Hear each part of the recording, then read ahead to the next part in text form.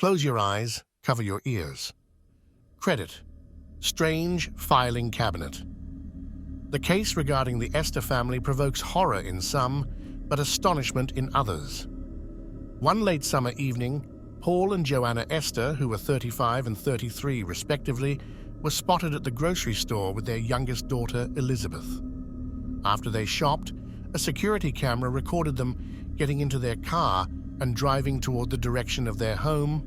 Another captured them entering Timberlake. It is assumed that they arrived home to their son, Isaiah.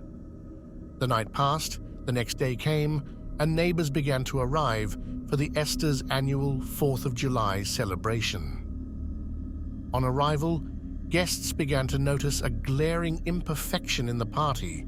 Paul, Joanna, and Elizabeth were nowhere to be found, and the walls and floor of the home were covered in blood. The only member of the family remaining was 10-year-old Isaiah, who was found crouched in his closet, his eyes squeezed shut, and his hands over his ears, crying. After he was taken to the police for questioning, he was discovered to be in shock, unable to speak his name or count to 10.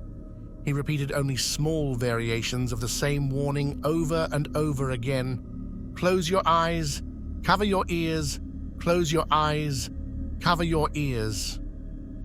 His death, just a few hours later, has been rationalized with death by shock by most.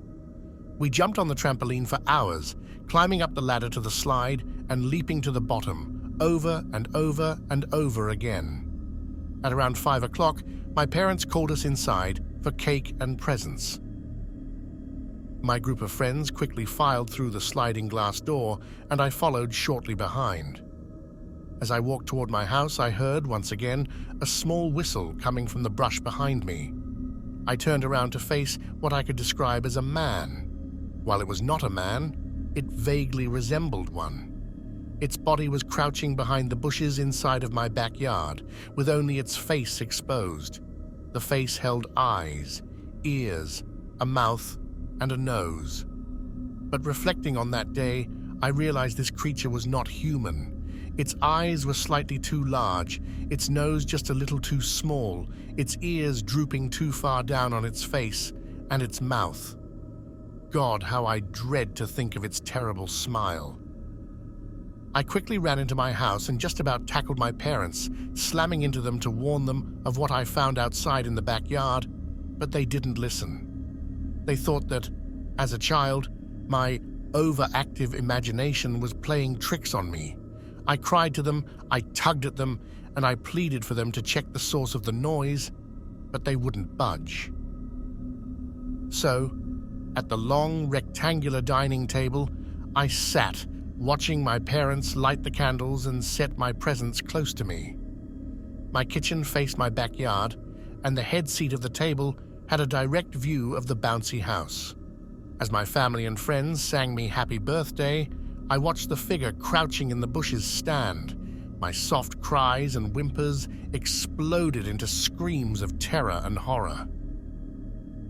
As the crowd of people paused their song in confusion, I watched it rise, a large figure with grotesquely long arms and legs, completely revealed. Looking back on this moment, my suspicions that this thing was not human are all but confirmed. Its anatomy was flawed. In some places, it had more bones and musculature than in others, almost as if its visage was meant to resemble that of a person. Its steps were wide but swift, and in about 2 seconds, it moved the 50 feet from the bushes to the entrance of the bouncy house at a walking pace. I continued to shout and weep as I watched the figure slink into the bouncy house. Although my parents stood by me and attempted to comfort me, my friends exited the house to go return to the bouncy house. My crying stopped. I was paralyzed with fear. I watched them enter one by one and heard a familiar whistle once the last one had climbed inside. I heard one scream, then another, and soon another as I saw the figure rise inside of the bouncy house. Through the mesh wall, I watched him approach the children, and soon after I saw blood fly into the air. Before I could see anything else, I followed in Isaiah's footsteps. I closed my eyes and covered my ears. I cried hard as I considered what would happen to me, what would happen to everyone, but I dared not look or listen. I lost all perception of time, my fingers jammed into my ears, and my eyes squeezed shut. After what may have been minutes, maybe hours, I heard again the whistle, this time seemingly much closer. I refused to look or listen. I thought that there must be a reason I wasn't dead yet, which I attributed to my following of Isaiah's example. Maybe, I thought, if I don't look at it, it will leave me alone. Shortly after, I heard another whistle, closer, right beside me. I felt a sharp pain in my shoulder, inching slowly up my neck. It was gone again. Isaiah had eventually relaxed and relinquished control of his vision and hearing. I would not make the same mistake. I took my fingers and dug them deeper into my ears, slowly but surely. It became more and more painful the harder I pressed, but I persevered until I could feel the blood dripping down my face and onto my shoulders. I removed my fingers from my ears and with a trembling hand guided my first thumb into my left eye. With a strange poise I didn't know I possessed, I pressed down and gouged the socket. I was now without hearing and sight in my left eye. I still remember the pain I felt clearly, as if it was happening to me at this current moment. But my curiosity got the best of me after I once more heard a whistle in my ears. I picked up the fork beside me, planning to stab my other eye. But before I did, I opened it once to catch a glance of the figure. There in front of me it stood, 7 feet tall, with mangled limbs and contorted features, covered in blood, and a glaring smile that still haunts me.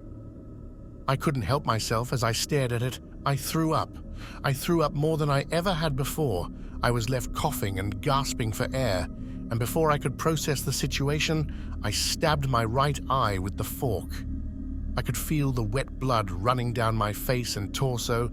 As it neared my nose, I could smell it, and as it got in my mouth, I could taste the metallic tang.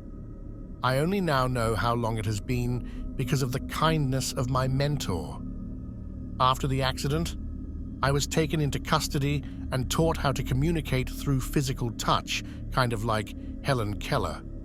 I was told many things, that all others who attended the party were dead, that the bodies of my friends were found in the bouncy house, that the bodies of my parents were found right next to where I was sitting, and that they never found the perpetrator.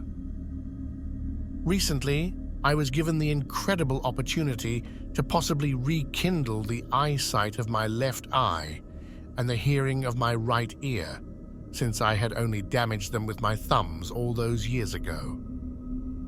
I underwent the surgeries, and despite all odds, they were a success. It is with great joy that I sit here today, in my old home, on my old couch, the same couch that I lived on all those years ago, undergoing a conversation with my mentor, on the verge of tears due to how excited I am to finally have my own home back. I recall this experience not because of the long-lasting trauma it caused me. I have mostly overcome this experience and the repercussions it had on my mental health. Instead, I remember this event because of the familiar whistle I hear once again, coming from the bushes in my backyard.